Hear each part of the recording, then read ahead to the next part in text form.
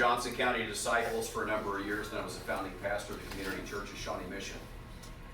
I met Bo in March of 2017 when I fulfilled a lifelong dream and bought a 1964 Corvette, and it needed to be repainted. And by the time I found Bo, I talked to a number of body shops. Never got comfortable. Most of them scared me to death because when you mention Corvette, they think you got money falling out of your pockets.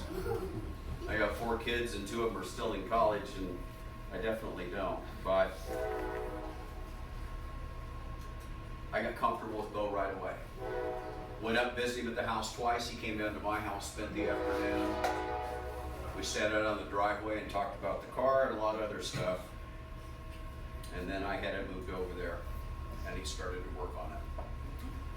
Now, while Bo ran an auto body repair shop, there was much more to Bo than that. Bo had lots of friends. Loved his children. He would often structure his free time around when they were available. He liked going to the lake. He enjoyed going fishing. When he was younger, Lisa tells me, one of his favorite things was to race at Hadrian Speedway. I didn't know that. He never told me about that. But most of all, Bo enjoyed people and helping them. He was exactly the phrase we hear stated so often. He was a giver, not a taker. Now, not everything in Bo's life was easy. In fact, he knew hard times often. And maybe that's part of why he cared so much about people and their problems. He knew where they were coming from. He'd been there. Roger, one of Bo's neighbors, told me that what stood out to him the most about Bo was that Bo would do anything to help someone in need. He said it was not uncommon to see somebody in Bo's driveway working on their car. They didn't have enough money to get it fixed. And Bo was out there rolling around the ground trying to help them figure out how to get it running so they could get back to driving. You know, according to Roger, Bo was honest, but he wasn't outwardly religious.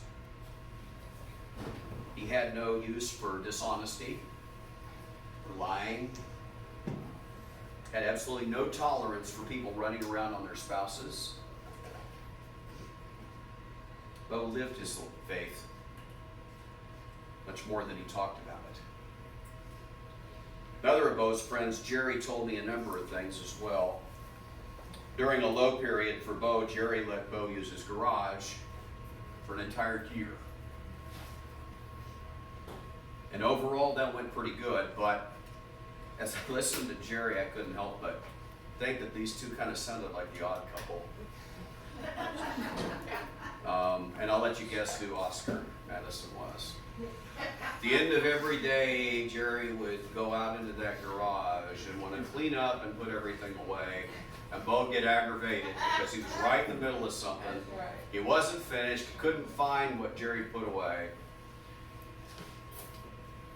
So we had love under tension there, maybe.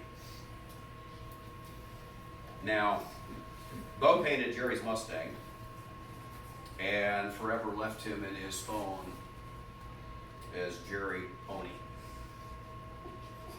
Jerry also had a lot of good memories about Brody and his daughter Grace, and especially involving Bo's dog Maggie. Maggie liked French fries. There was a catch though. It was only McDonald's. The rest of them weren't any good. One incident he described involved Maggie getting upset, walking in front of the kids and getting aggressive actually. And they weren't sure what was going on.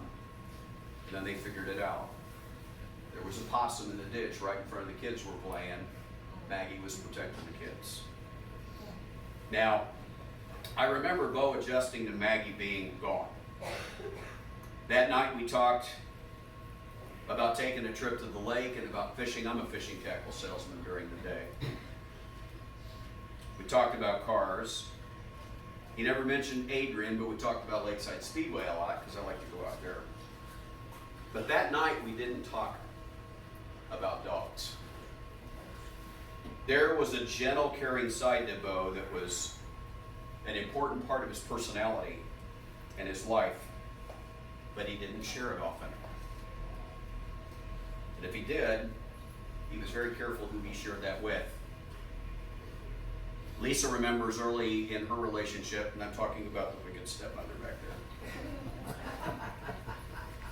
Early in her relationship with Bo's dad, that Bo met her mother. And she gave Bo a popsicle.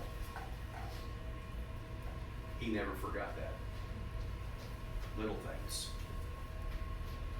Everyone I spoke to about Bo almost used the same words. Bo cared about people and is one of the first ones that would stop and help someone.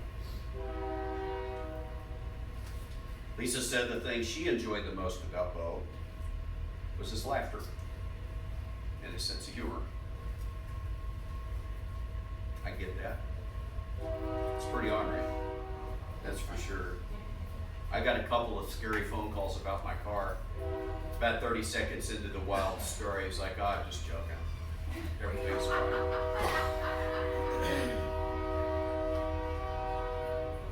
Rarely did Bo ask for help. It was much more in his nature to be the helper. But Lisa recalls the phone call she got from Bo when he said, Kim died. I need you. So not everything was easy for Bo. Death of a spouse, divorce, being a divorced parent.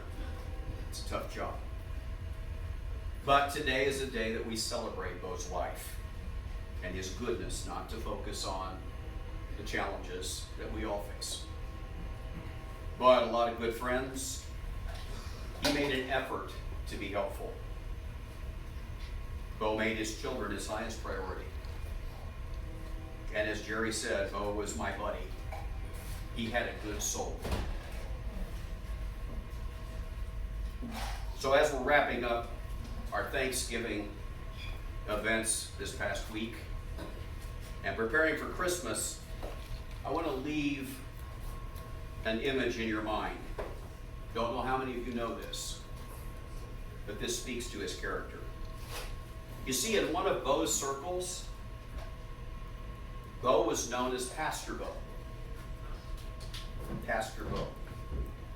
You see, our big-hearted friend had a quiet avocation. Bo traveled under the bridges and in the quiet, dark places in the city to find homeless people to feed them. One of his great joys.